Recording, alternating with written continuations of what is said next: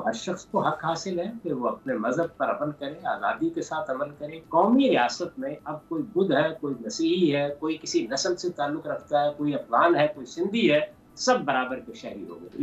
इसी उसूल को अगर आप तस्लीम कर लें तो ये हमारे यहाँ कोई बहस ही नहीं है सर। सियासत और मज़हब पर मुझे बताएं, चूँकि हमने कंक्लूड इस पे किया था पहले से, क्योंकि सियासत और मज़हब दोनों पाकिस्तान में बहुत रासिख हैं और इस हर शख्स अब इसके साथ जुड़ चुका हुआ है। मज़हब का आपने कहा उसके तो चूँकि बातनी जज्बात होते हैं, अब सियासत भी हमारे बातिन में दाखिल हो गई है। तो सियासत और मज़हब का एक ताल्लुक वो था जो हमने यूरोप में देखा, जहाँ चर्च का बहुत अमल दखल था और फिर यूरोप ने तय किया कि सियासतदान करेंगे, मज़हब इधर, आपस में कोई इनका ताल्लुक नहीं होगा, और वो उन्होंने 250-300 साल से कायम रखा हुआ है। हमारे यहाँ सियासत और मज़हब के ताल्लुक को आप कैसे देखते हैं? बात यह है कि हर शख्स का कोई मज़हब हो सकता है। तो यहाँ एक शख्स मसीही है, हमारे मुल्क में भी 10 लोग मसीही होंगे, कोई बुद्ध होगा, कोई मुसलमान होगा। तो हर शख्स को हक हासिल है कि वो अपने मज़हब पर अमल करे, आज़ादी के साथ अमल करे। किसी का काम नहीं है कि वो उसके मज़हब में मुदाखलत करे।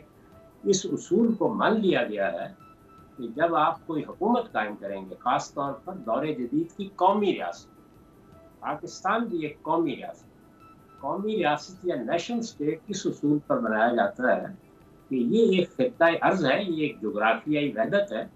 इसके अंदर रहने वाले तमाम लोग रंग, नस्ल, मज़हब से बालातर होकर इसके शहरी हैं और बराबर के शहरी हैं।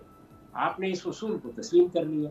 अब हुकूमत बननी, यानी रियासत तो कौमी रियासत, वो न मजहबी हो सकती है न नस्ली हो सकती है।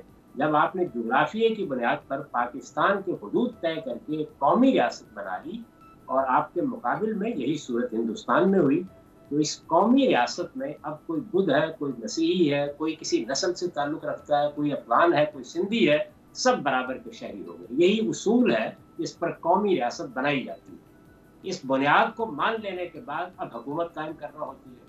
तो हुकूमत कायम करने का ये कायदा दुनिया में मान लिया गया है। यानी कौमी रियासत के बाद कौमी रियासत उसूलन पिछली 2 सदियों में वजूद पजीर हुई है एक तदरीज के साथ, और बल्कि इसी सदी में ज़्यादा नुमायाँ होनी शुरू हुई, ये जो पिछली सदी गुजरी है। इसके बाद दूसरी चीज़ है जमहूरियत। आपने जब ये तस्लीम कर लिया कि हमारे यहाँ अक्सरियत की हुक्मरानी होगी, अक्सरियत की हुक्मरानी सियासी जमातों के ज़रिए से कायम की जाती है। जमहूरियत में इसके अलावा कोई रास्ता नहीं है। जब आप सियासी जमातें बनाते हैं तो उनको हक हासिल है कि वो अपना मंशूर लेके आएँ। तो वो जमातें जिस तरह दुनिया भर में है, सोशलिस्ट भी हो सकती हैं, वो इस्लामिक भी हो सकती हैं, वो किसी और नुक्ता नज़र की हामिल भी हो सकती हैं। तो जिस पार्टी को इक़्तिदार हासिल हो जाएगा, अक्सरियत की तायद होगी, उसे हक हासिल है कि अपने मंशूर के मुताबिक कौम का नज़्म चलाए।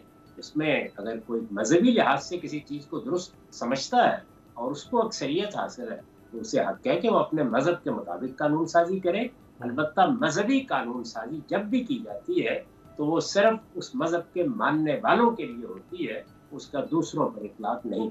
तो इसी उसूल को अगर आप तस्लीम कर लें तो ये हमारे यहाँ कोई बहस ही नहीं है। सब्सक्राइब करें और बेल दबाएं ताकि कोई खबर रह न जाए।